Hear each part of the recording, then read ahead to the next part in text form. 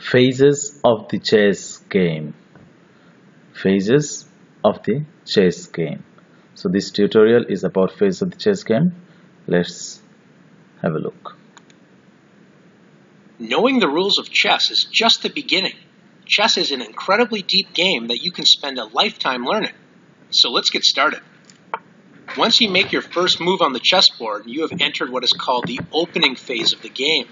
This is where you begin to develop your pieces onto good squares where they can attack, defend, and control the center.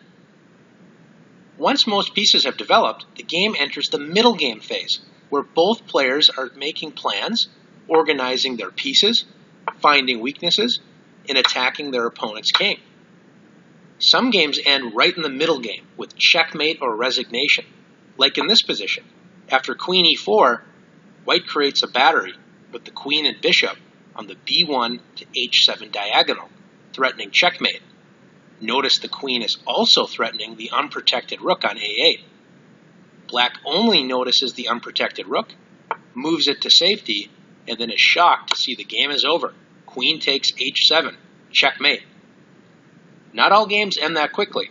Some games continue on, and after many of the pieces have been traded away, enter the endgame phase, where the goal is usually to promote a pawn to a queen and then checkmate your opponent. In these lessons, you will learn about each of these phases of the game in detail so you can improve your chances of winning. But before we get too far, it's time to talk about your first moves in the opening. There are three main goals in the opening. First is to establish control of the center. The center is the most important part of the board. From the center, you can launch an attack anywhere. Second is to get your pieces onto active squares. They don't have many options when they're stuck on the back rank where they start, so bringing them into the game toward the center is a good idea. Third is to get your king to safety by castling, so the king is not exposed to the dangers of the battle in the center.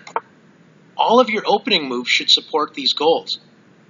Now it's your turn to practice making great opening moves.